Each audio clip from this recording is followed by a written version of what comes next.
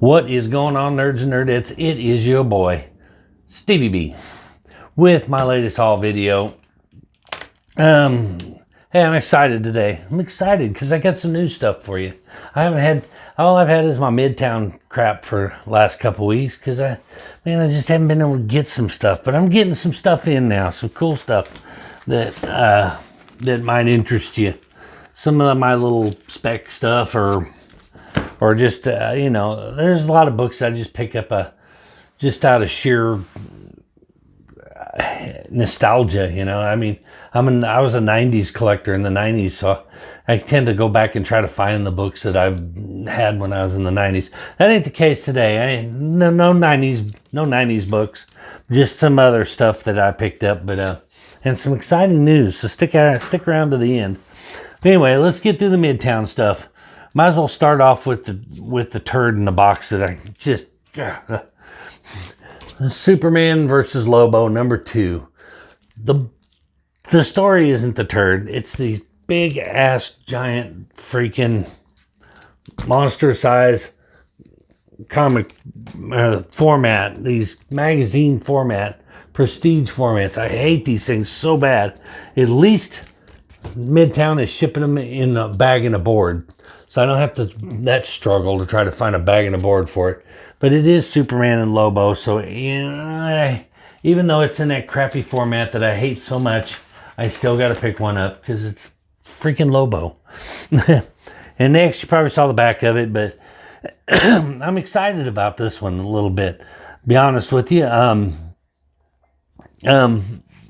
because I like this character, and he's had a few runs in the past, and they didn't really go that much, or they go that hard. But I got hopes for this one. But it's The Thing, number 1.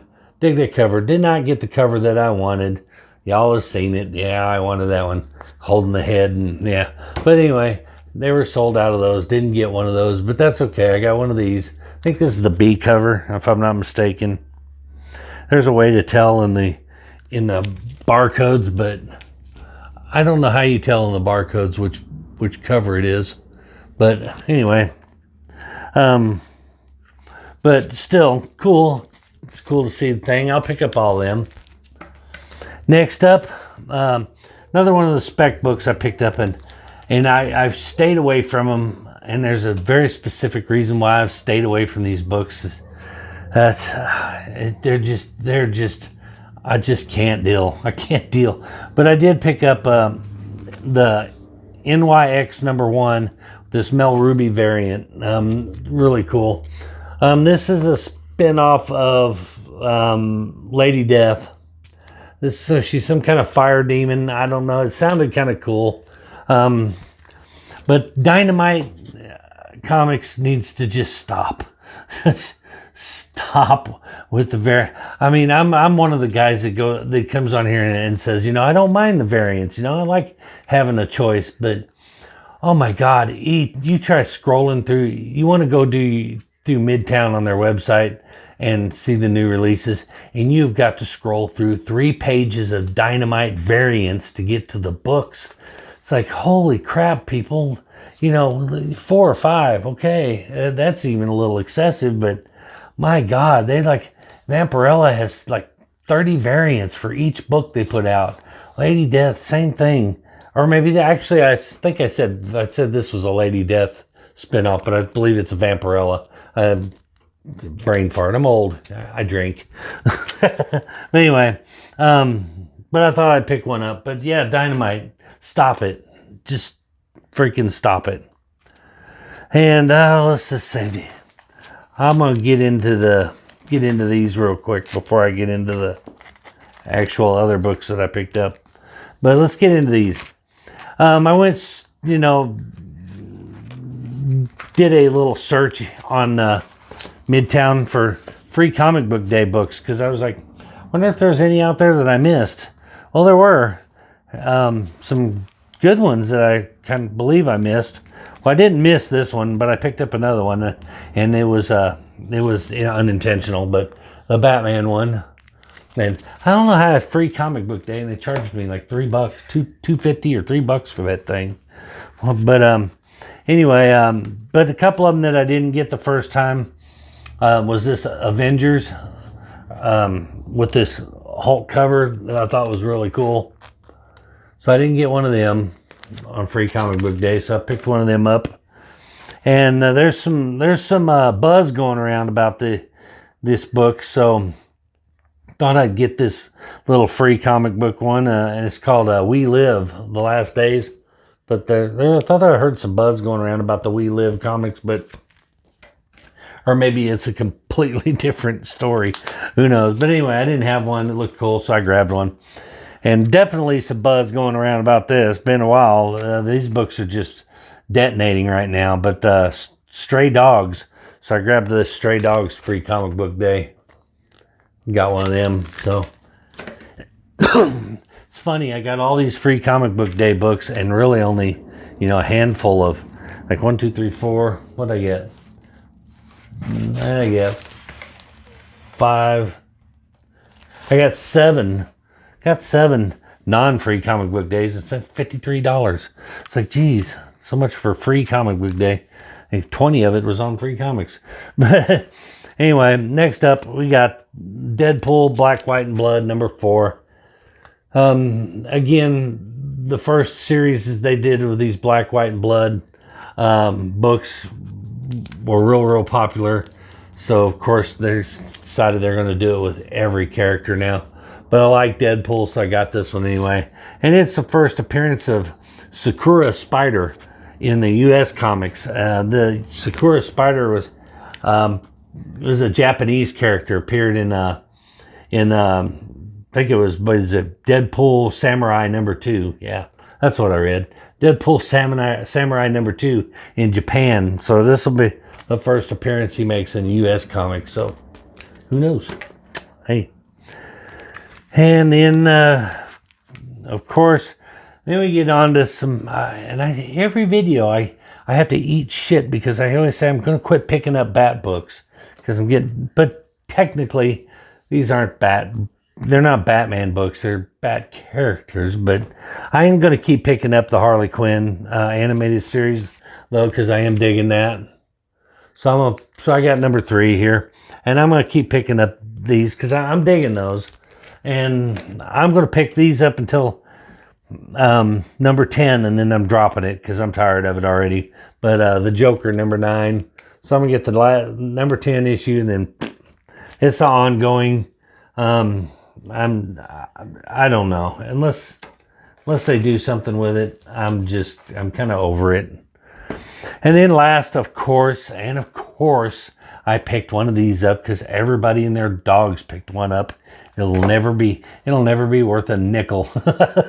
It'll be in dollar bin boxes for the next 20 years because they just pumped out a gazillion of each variant of them. But I'm going to get one anyway, not because of value or anything, but it's a good, nice jumping off point where I can get in and get a whole run, collect the whole run of this character because I'm a big Venom fan. So I did get Venom #1. And it is a full appearance of Meritus and first cameo of Bedlam. And this is the Hitch and Sinclair on the cover art there, that variant. So kind of cool cover. Dylan Brock. So this starts the Dylan Brock run as Venom. So we'll see. Because we all know eventually that Eddie Brock will be Venom again, and Dylan will probably spawn into something else. It's eventual. But that was my Midtown pickup. Next, my aftermarket pickups, if you will, was I've been picking all these up, and this is a GoFundMe, or is it GoFund? Not GoFundMe. Oh, what's that other one? I'm going to put it right there, or I'll remember it here in just a second. You know what it is. I'll put it up there. But but I've been picking up all these White Widow, and this is #7, the foil virgin variant. But I'm digging these, so I'm I'm gonna keep picking them up. I like them. You know, Kickstarter. There. These are Kickstarter books. He's trying to create a whole universe, a White Widow universe, and it's part of it's with the White Widow, and then it breaks into a couple more characters, but I'm not really sure who. The only one I know, other one is the one that I Make Boys Cry. That series is part of the White Widow verse. So there's a lot of books coming out in this universe. Hopefully I get out of that Kickstarter stuff and just start publishing the books, because I don't know when the last time I saw a copy of I Make Boys Cry. I was picking those up unless they slipped by me and I missed them. I don't think Midtown is carrying. Well, yeah, actually, I think they are. I think they are carrying those. I may have just missed them, but anyway. Next up, some back issue diving. I picked these up. I blame Wink Inc. Wink Inc. made a comment about, where are you? I can't see. Oh, yeah, there you are. About this book right there on one of his videos. It's Teen Titans number 12. And he said, that's the first appearance of the Batman Who Laughs. He says, and then he said, not really, but yeah, it kind of is, but not really. And I got to chuckling because he's right. And it's recognized as the first appearance, but the first appearance was actually in, they're calling it a cameo, but the first appearance was actually in Dark Days, the Casting, number 1. And I had this book, but I think I gave it away in a mystery box, but I wanted them back. So I got this foil one, though. I didn't have the foil one before, and then if that one wasn't cool enough, I found a San Diego Comic-Con exclusive foil, and this one's still in the poly bag, which is why it looks all wrinkly and shit. I'll probably take it out of the poly bag because I don't like poly bagged, but convention exclusive from San Diego Comic-Con. But I dig that cover with the Joker and his crowbar, trying to lay the smack down. And then the seller also had the other one, so I went ahead and got the other prequel too, The Forge, and it is also the San Diego Comic-Con exclusive. So I got them both, but that is arguably the first appearance of the Batman Who Laughs. But, you know, cost-wise, value would dictate otherwise. You know, the value is in the big book here. But I still wanted to pick one up because inevitably, whenever there's controversy, there was a famous wrestling promoter that once said, "Controversy creates cash," and that was Eric Bischoff. I even have that book. But so, you know, whenever people start arguing about, Wolverine 180, 181, and X-Men 266 or Annual 14, which is X-Force, whatever, but which is the first appearances, people start arguing about them. Inevitably, that one that people are arguing for starts to increase in value. Look at Hulk 180. It was a nothing book, and people started arguing and saying 180, that's the first appearance, not 181. Shows his whole body. He says, "I'm Wolverine." You know, he has a speaking part and shows his whole body. That's the first appearance. So what happened was that book started to climb. And same is happening with X-Men Annual 14. People are saying it's not the first appearance of Gambit, it's a cameo. It is out of the continuity. It's supposed, the events of 14 are supposed to happen after 266. But other people are saying came out first, 7 panels of Gambit, 5 panels with dialogue. He refers to himself as Gambit. And I don't know about you, but I'm on the fence saying that's the first appearance by definition. But that book isn't worth near what 266 is, but it's still climbing. Anyway, off on a rant about that. Anyway, my last book for this video, hitting that 15-minute mark, is this one I picked up, and I